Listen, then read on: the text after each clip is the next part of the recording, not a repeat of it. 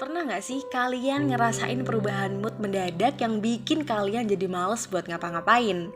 Misalnya nih, dari yang tadinya antusias banget, malah berubah jadi anget-angetan. Bawaannya tuh males banget mau berangkat kerja. Pasti kepikiran bakal banyak kerjaan yang harus dikerjain. Kalau kamu lagi di fase ini, hati-hati deh. Bisa jadi kamu lagi ngalamin yang namanya demotivasi. Demotivasi itu apa sih? Emangnya bahaya ya buat kita? Yuk kenalan dulu sama demotivasi. Di video Helen kali ini aku bakal jelasin kalian tentang demotivasi. Jadi tonton sampai akhir ya video Helen kali ini.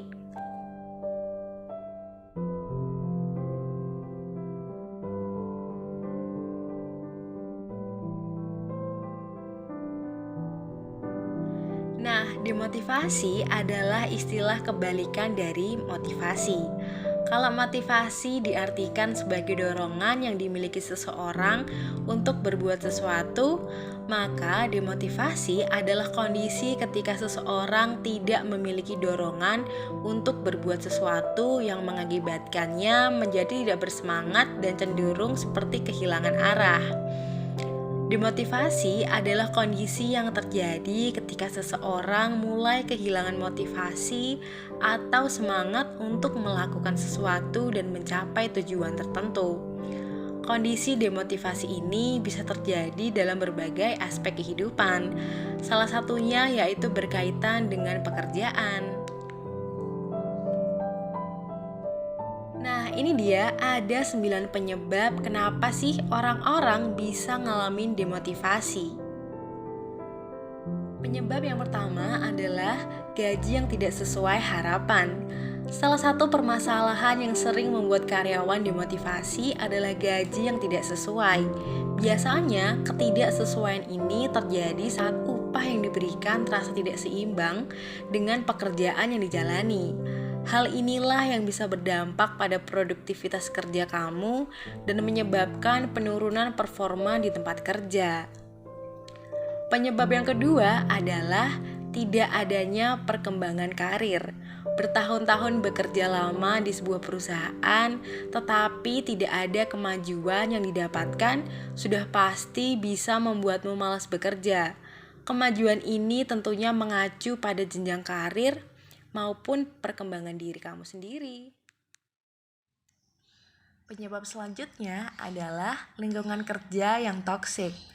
Kondisi di tempat kerja yang membuat tidak nyaman juga bisa menjadi penyebab terjadinya demotivasi.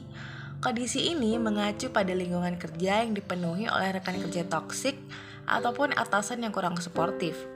Hal seperti ini tentu saja dapat membuat semangat kerja menurun dan menghilangkan antusiasme dengan cepat. Selanjutnya adalah sistem kerja yang kaku.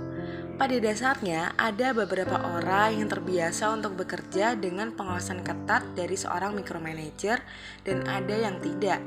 Ketika kamu menemukan kondisi kerja yang tidak sesuai dengan harapan, hal tersebut akan berdampak pada semangat kerja dan nantinya bisa terjadi demotivasi. Selanjutnya, ada posisi perusahaan yang tidak stabil. Kondisi di mana seseorang bekerja untuk perusahaan yang tidak stabil dalam kondisi keuangan adalah salah satu penyebab demotivasi karyawan. Kondisi ini tentunya akan membuat mereka mencari pekerjaan di tempat yang baru. Selanjutnya adalah perasaan bosan. Mencapai titik jenuh atau ngerasa bosan akan pekerjaan cukup banyak terjadi. Kebosanan ini biasanya dirasakan oleh pekerja yang telah bertahun-tahun bertugas di posisi yang sama. Pada saat rasa bosan mulai menghampiri, demotivasi sudah pasti akan terjadi. Selanjutnya adalah impian karir yang terlalu tinggi. Memiliki tujuan memang diperlukan untuk memiliki kehidupan karir yang sukses. Tapi, mungkin saja tujuanmu yang sulit untuk digapai dapat menurunkan semangat bertugas. Maka dari itu, daripada menggantungkan impian yang terlalu tinggi, cobalah untuk menetapkan tujuan yang lebih realistis. Penyebab demotivasi terakhir yang umumnya dilakukan oleh para pekerja adalah kurang mengapresiasi diri sendiri. Apresiasi sejatinya dibutuhkan pekerja untuk merasa lebih bersemangat. Sayangnya, kebanyakan karyawan enggan mengapresiasi diri sendiri dan justru secara terus-menerus merasa kurang berpartisipasi.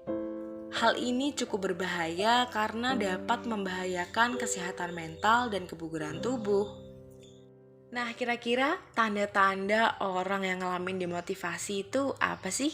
Nah, ini dia ada 4 tanda-tanda orang yang ngalamin demotivasi. Yang pertama adalah mereka memisahkan diri dari lingkungan.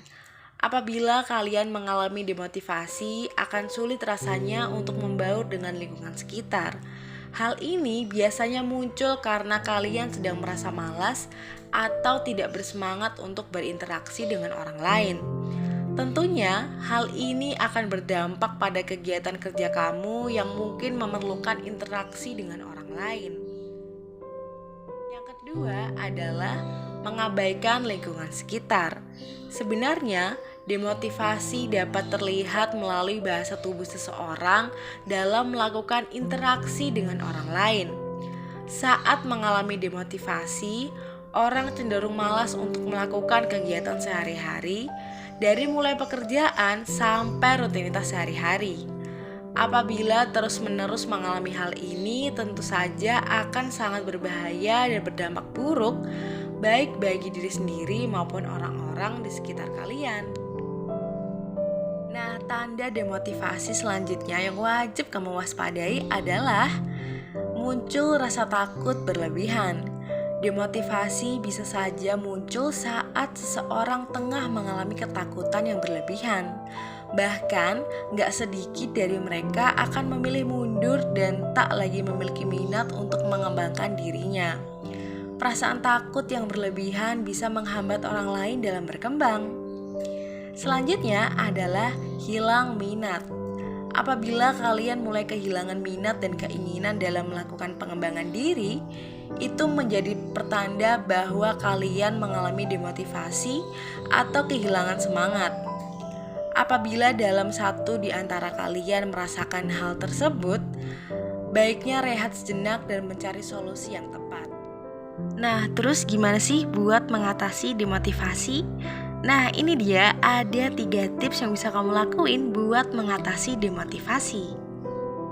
Yang pertama adalah memahami penyebab demotivasi itu sendiri. Demotivasi kerja bukanlah suatu hal yang muncul tanpa penyebab. Sadar ataupun tidak, kamu sebenarnya lagi mengalami suatu konflik antara diri sendiri dengan lingkungan kerja. Coba deh buat menyempatkan waktu untuk merenung apa yang kamu rasakan saat ini. Pahami lebih dalam apa yang sebenarnya membuatmu mengalami demotivasi.